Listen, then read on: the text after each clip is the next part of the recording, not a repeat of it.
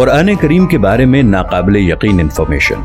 कुरान हकीम का दावा है कि इसमें कोई बातिल बात दाखिल नहीं हो सकती, इसलिए कि कुरान हकीम का एक एक हर्फ इतनी जबरदस्त कैलकुलेशन और इस हिसाबो किताब के साथ अपनी जगह पर फिट है कि इसे थोड़ा सा इधर उधर करने से सारी इंफॉर्मेशन दरहम बरहम हो जाती है। कुरान पाक की एजाजी शान नुमाया है। इतनी बड़ी किताबें, इतनी बारीक कैलकुलेशन का कोई राइटर तसव्वुर ही नहीं कर सकता। चंद अल्फाज बतौर नमूना है, वरना कुरान का हर लफ्ज जितनी मर्तबा इस्तेमाल हुआ है वो तादाद और उसका पूरा बैकग्राउंड अपनी जगह खुद इल्म और इरफान का एक वसी जहान है। दुनिया का लफ्ज अगर 115 मर्तबा इस्तेमाल हुआ है तो इसके मुकाबिल आखिरत का लफ्ज भी 115 मर्तबा इस्तेमाल हुआ। शयातीनो मलाइका 88 मर्तबा इस्तेमाल हुआ। मौतो हयात 145 मर्तबा इस्तेमाल हुआ है। नफो फसाद 50 दफा इस्तेमाल हुआ है। हजरो फसल 108 दफा इस्तेमाल हुआ। कुफ्रो ईमान 25 मर्तबा इस्तेमाल हुआ है। शहर 12 मर्तबा इस्तेमाल हुआ है, जो कि शहर का मतलब महीना और साल में 12 महीने होते हैं। और यौम का लफ्ज 360 मर्तबा इस्तेमाल हुआ है। इतनी बड़ी किताब में इस अददी मुनासबत का ख्याल रखना किसी भी इंसान मुसन्निफ के बस की बात नहीं है। मगर बात यहीं खत्म नहीं होती। जदीद तरीन रिसर्च के मुताबिक कुरान हकीम के हिफाजती निज़ाम में 19 के अदद का बड़ा अमल दखल है।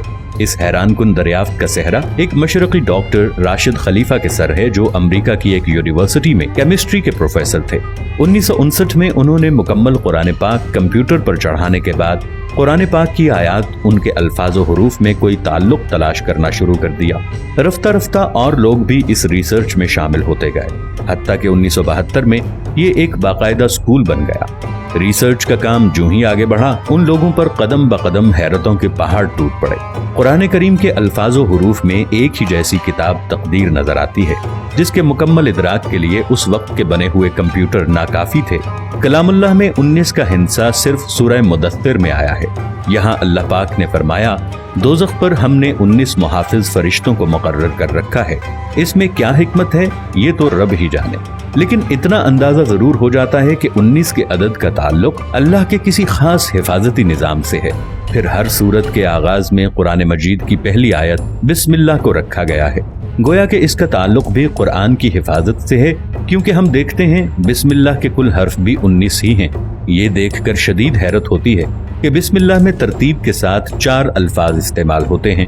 इनके बारे में रिसर्च की तो मालूम हुआ कि ये इस्म पूरे कुरान में 19 मर्तबा इस्तेमाल हुआ है।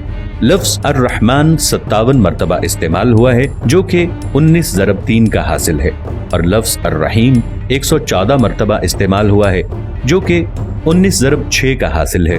और लफ्ज अल्लाह पूरे कुरान में 2699 मर्तबा इस्तेमाल हुआ है, जो कि 19 ज़रब 142 का हासिल है। लेकिन ये एक रहता है जिसका साफ मतलब है कि अल्लाह की जात किसी हिसाब किताबे नहीं है। कुरान मजीद की सूरतों की तादाद भी 114 है, जो कि 19 ज़रब 6 का हासिल है। सूरह तौबा के आगाज में बिस्मिल्लाह नाजिल नहीं हुई, लेकिन सूरह नम्ल आयत नंबर 30 मुकम्मल बिस्मिल्लाह नाजिल करके 19 के फार्मूले की तस्दीक कर दी गई है। अगर ऐसा न हो तो इस हिसाब से ये कायदा नहीं बनता। अब आइए हुजूर अलैहिस्सलातु वस्सलाम पर उतरने वाली पहली वही की तरफ। ये सूरह अलक की पहली 5 आयात हैं और यहीं से 19 के हिसाबी फार्मूले का आगाज होता है। इन आयात के कुल अल्फाज 19 हैं और इन अल्फाज के कुल हुरूफ 76 हैं, जो कि 19 ज़रब 4 का हासिल है। लेकिन बात यहीं खत्म नहीं होती। जब सूरह अलक के कुल हुरूफ की गिनती की गई तो अक्ल वर्ता हैरत में डूब गई कि इसके कुल हुरूफ 304 हैं, जो कि 19 ज़रब 4 ज़रब 4 का हासिल है। और अक्ल ये देखकर हैरत की अथाह गहराइयों में मजीद जाती है कि कुरान पाक की मौजूदा तरतीब के मुताबिक सूरह अलक कुरान पाक की 96 नंबर सूरत है। अब अगर कुरान की आखिरी सूरत वन्नास की तरफ से गिनती करें तो इस अखीर की तरफ से सूरह अलक का 19वां नंबर बनता है। अगर कुरान की इब्तदा से देखें तो इस 96 नंबर सूरत से पहले 95 सूरतें हैं, जो ठीक 19 ज़रब 5 का हासिल है। इससे ये भी साबित होता है कि सूरतों के आगे पीछे तरतीब भी इंसानी नहीं बल्कि अल्लाह ताला के हिसाबी निज़ाम का ही एक हिस्सा है। सूरह फातिहा के बाद कुरान करीम की पहली सूरा अल बकरा की कुल आयात 286 हैं। 2 हटा दें तो मक्की सूरतों की तादाद सामने आ जाती है, और अगर 6 हटा दें तो मदनी सूरतों की तादाद सामने आ जाती है। 86 को 28 के साथ जमा करें तो कुल सूरतों की तादाद 114 है। آج جبکہ عقل و خرد کو سائنسی ترقی پر بڑا ناز ہے، یہ قرآن اپنا چیلنج دہراتا ہے۔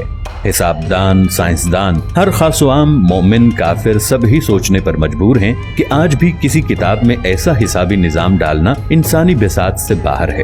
طاقتور کمپیوٹر کی مدد سے بھی اس جیسے حسابی نظام کے مطابق ہر چیز کی غلطیوں سے پاک کسی کتاب کی تشریح ناممکن ہوگی، لیکن 1400 سال پہلے تو اس کا تصور ہی محال ہے۔